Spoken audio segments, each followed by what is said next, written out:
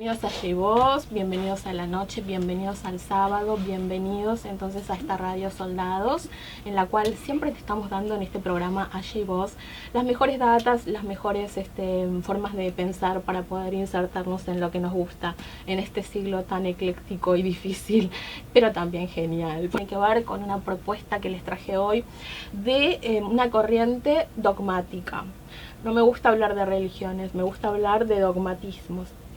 Incluso particularmente pienso que hay dos formas dogmáticas, como las tengo en mi visión ideológica del mundo, que una tiene que ver con la visión de que los dioses o el Dios único, universal o como le quieras llamar, está fuera de vos, que es tal vez como lo ven las religiones católicas o judaicas, que vos decís, hay un Dios externo, está allá y yo estoy acá, como individuo, como seguidor, como adepto de esa corriente. Y esta propuesta del budismo, que ha logrado captar infinidad de personas en el mundo y no es casual, que te propone insertarte en este dogmatismo, porque yo lo tengo que ir a buscar allá arriba. Budismo es el tema del día, señoras y señores, con el filósofo Guido Arditi con nosotros. ¿Qué tal, Guido? ¿Qué tal, Ashley? Buenas noches. Buenas noches. ¿Cómo va? ¿Qué pensás de esto? ¿Qué fue mi introducción? Fue un poco extensa y habría que ir por partes. Bueno, vamos por partes. Bueno, sí. El destripador dijo eso. Diseccionemos el contenido. Sí. Bueno, como bien vos dijiste, bueno, hoy vamos a hablar del budismo. El budismo es cierto también, como bien vos dijiste, es más bien una ideología, es una idea. Algunos lo consideran una religión, otros no. Lo cierto es que es difícil también catalogarlo en ¿Por qué no habla de Dios? No, pero igual podría haber una religión que no hablara de Dios, pero bueno. Son ateístas. Habría que analizarlo. Es cierto que no hay un Dios, en eso te doy la derecha, no hay un Dios a la manera judeocristiana. Por eso no hay un Dios. En lo que sí estamos de acuerdo es que, bueno, Buda, que llega a ser un Buda, porque él nace una persona normal. Buda quiere decir el iluminado o el despierto, el que ha despertado. Buda fue una persona normal, se llamaba Siddhartha Gautama, él nació y murió como cualquier persona. De hecho... Era un príncipe. Era un príncipe, sí. Mucho dinero. Era un príncipe con mucho poder. Fuerte poder económico. Sí. Y al nacer, cuando nace Siddhartha Gautama, un sabio, un brahman, que los brahmanes eran la casta sacerdotal del hinduismo, dijo que él se convertiría en un gran asceta o un gran rey. Y lo que sucedió es que su padre, el padre de Siddhartha Gautama, se llamaba Suddhodana, y él no quería que su hijo se convirtiera en un asceta, no quería que él se convirtiera en una persona religiosa, sino que él quería que justamente siguiera su legado y que se convirtiera en rey. Entonces, lo que hizo fue resguardarlo toda la vida del mundo exterior y lo confinó al palacio. Que no era el palacio, sino que tenía como 3 o 4 palacios, pero bueno, lo que Siddhartha iba de palacio en palacio y no salía de ahí, no conocía otra cosa, ¿no? Lo resguardaba del mundo exterior y él solo estaba rodeado de riquezas, de belleza, de salud, etcétera, ¿no?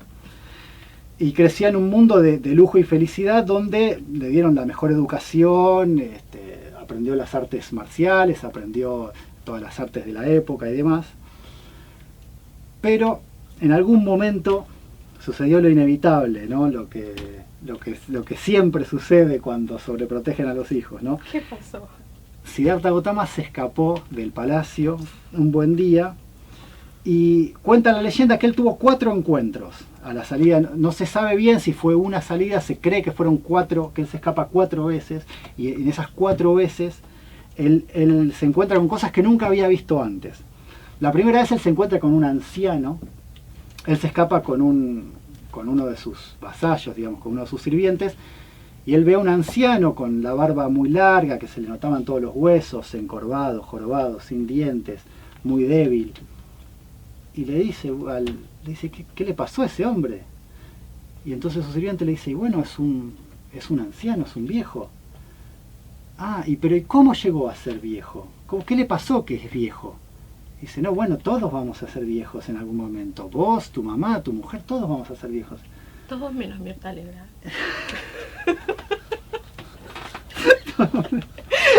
Y bueno, entonces, el primer encuentro fue esto, un hombre viejo. El segundo fue un hombre enfermo. El tercero fue un cadáver en una ceremonia fúnebre, porque allá en la India los cadáveres se llevan por la calle para las ceremonias fúnebres.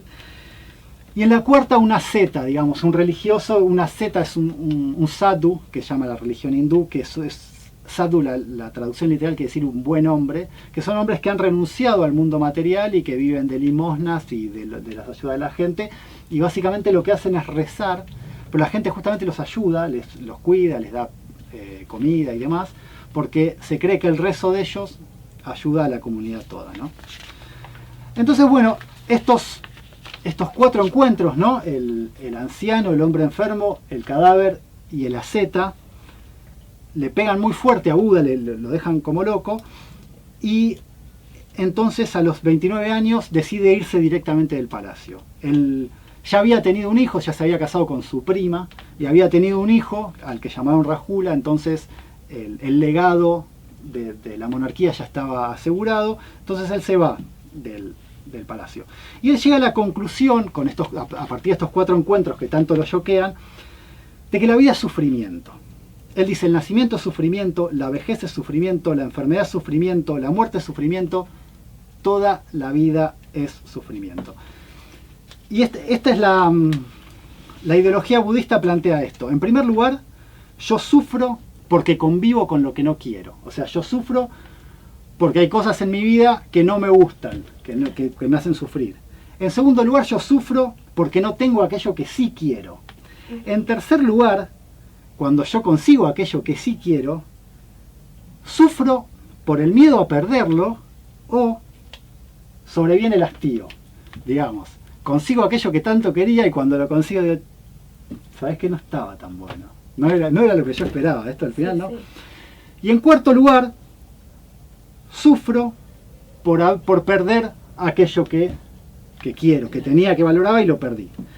Entonces él dice, bueno, la existencia y sus partes, o sea, la vida y todas sus partes son sufrimiento. Y como él creía en la reencarnación, porque él era de origen hinduista, decía, bueno, y este mar de sufrimiento que es la existencia, sucede una y otra vez eternamente. Claro, porque el sufrimiento está sujeto al deseo. Somos sujetos deseantes, ¿no? Según Freud. Lo único que hacemos en esta vida es desear y desear y desear. Entonces, parte de este dogma, que es el budismo, plantea eliminar el deseo, eliminar ese deseo a través de los sentidos, que son los que nos hacen ser sujetos deseantes. Y a partir de eso, lograr una especie de inmortalidad para no tener que renacer. O sea, porque con esto que vos decís de la reencarnación, parece que el ciclo de la reencarnación solo se traduce en quienes han cometido errores y necesitan volver a nacer. Lo ideal sería no volver a nacer nunca más. ¿No? Sí. Esa sería como la idea. Sí, exactamente. De hecho, bueno, justamente él dice que todas estas causas de sufrimiento están vinculadas con el querer. Y si repasamos lo que yo dije hace un rato es, sufro porque convivo con lo que no quiero, porque no tengo lo que quiero, porque cuando lo tengo miedo a perderlo y porque lo pierdo. Entonces están todas vinculadas con el querer, claramente, claro. ¿No?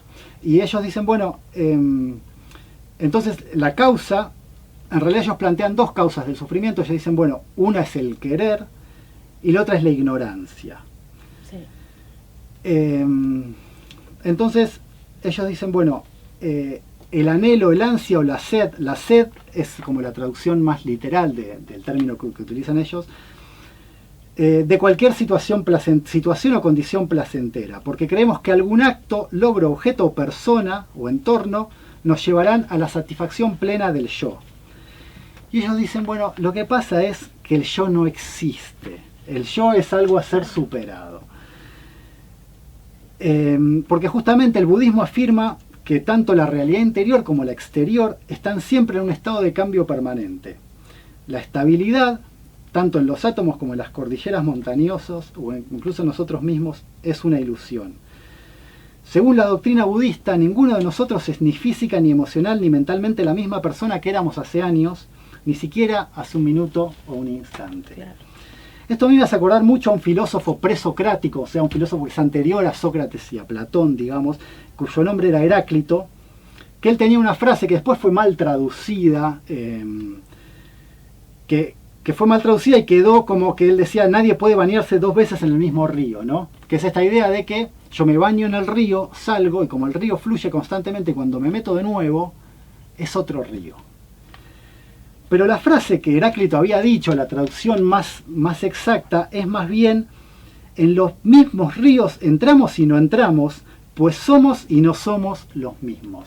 O sea, no solo no puedo bañarme 2 veces en el mismo río, porque la segunda vez que entro ha corrido el agua y es otro río, sino porque la segunda vez que yo entro al río, yo no soy el mismo. Claro. Entonces, bueno, esta idea budista, sí, tiene que ver también, se puede vincular mucho con esta idea de Heráclito, del cambio permanente en el mundo, ¿no? Entonces, el budismo plantea que, bueno, todas las entidades, todos nuestros pensamientos, nuestros estados de ánimo, nacen, ganan fuerza, se deterioran y desaparecen. Somos seres cambiantes en un mundo cambiante.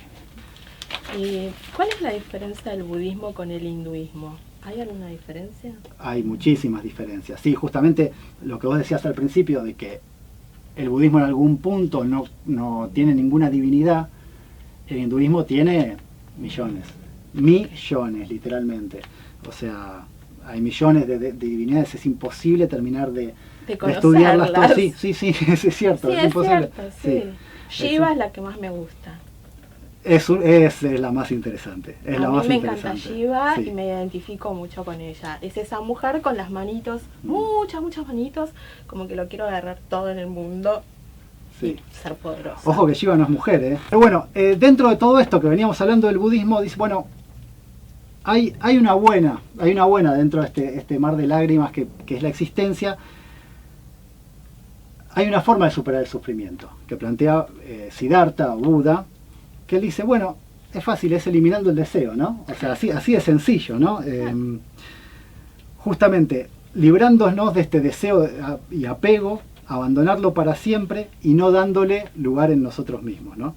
Lo que hay que hacer es cultivar el desapego, porque sabemos cuáles son las causas del sufrimiento.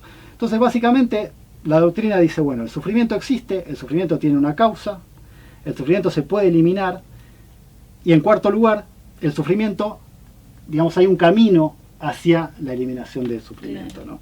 Que consiste en renunciar a lo material, liberarse de la adhesión al materialismo, y que tiene que ver con tratar de conseguir el nirvana, que es el gran... Justamente a partir de la consecución del estado del nirvana, al que llega Siddhartha Gautama, es ahí que él se convierte en Buda. Buda quiere decir, como dije al principio, quiere decir el iluminado o el que se ha despertado, que es el que ha llegado al estado del nirvana. Y como herramienta quiero incorporar la idea de la meditación. O sea, la idea de la meditación es una de las herramientas que tiene el budismo para poder llegar, digamos, a la evolución, a que los sentidos no te dominen y poder, no sé si en algún estadio llegaremos al nirvana. Los que han trabajado mucho dicen que se puede llegar al nirvana. Yo lo estoy buscando todos los días. Lo encontré con Kurt Cobain en el disco. Ah, muy bien. En el primer disco ahí uno llega al nirvana. Bueno, sí, el significado literal de esta palabra, este concepto de nirvana, que sí, de hecho es muy lindo el nombre para una banda, qué bien que la hicieron. Sí, la hicieron perfecto. La hicieron bárbaro. Quiere decir como el fuego que se apaga, justamente, ¿no? Es como el fuego, cuando se ha acabado el combustible, llegó la calma. Había llegado a la perfección Siddhartha, ¿no? Y dice, este es el sendero auténtico que han atravesado otros grandes sabios, que han descubierto lo superior y lo inferior, y han alcanzado la verdad última. O sea, el propio Buda, él mismo planteaba que él no era ni siquiera el primer Buda. O sea, es cierto que él se lo conoce como Buda, pero él mismo decía, yo no soy el primero, ni voy a ser el último que alcanza este estado de nirvana, este estado de superación total, digamos, ¿no? y él dice, bueno, en este estado no hay dualidad, no hay yo y el mundo, sino que hay un estado de comunidad total. Y ya no hay sujeto, no hay yo. Entonces, si no hay yo, no hay ni atracción ni repulsión por ningún objeto externo. Y si no hay atracción ni repulsión por ningún objeto externo, entonces no puede haber sufrimiento. Porque de acuerdo con lo que dijimos al principio, ya no podría haber sufrimiento. Y bueno, este es un estado nuevo de perfección, de felicidad. Entonces, bueno, esto es un estado de total liberación del sufrimiento que se puede alcanzar mediante, como bien vos decías, técnicas espirituales. Es un estado también que él dice, bueno, no está condicionado a nada ni por nada y que no tiene etapas. Digamos, se llega directamente a la totalidad del nirvana.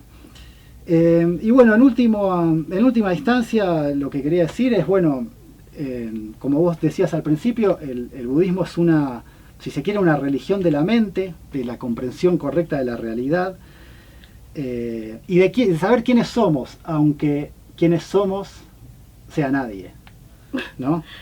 Qué paradoja. Y por último quiero... Sí. Y por último quería dejar una frase... Somos un montón de nadie. Sí. Salvo Hoyo, que está bueno. Gana Hoyo. Y por último, bueno, quería dejar una frase de Buda que él dice, bueno, no crean lo que yo digo, sino solo practíquenlo y cualquiera puede convertirse en Buda. Sí, claro, eso también lo dijo Jesucristo. También es muy parecido. Bueno, para cerrar yo les voy a contar que estamos en el año 2560 del budismo, señoras y señores, porque cada dogma tiene su propia contabilidad de los años. El judaísmo tiene otro y el budismo también, 2560. Y en abril se entraría en el 2561. Bueno, yo creo que es la religión con más adeptos en este momento, si se le podría llamar religión, en el mundo. Es una religión en la cual todos los que han adherido, lo han adherido desde su forma de pensamiento, esto tan básico, desde la meditación, que está muy buena, de tomarse un tiempo, sentarse en uno de estos almohadoncitos con el Buda feliz, y tratar de anular los sentidos, que no es muy fácil. Pero bueno, hay un mantra universal que es Om, el sonido universal del universo. Gracias por compartir Aye y vos en Om. Gracias.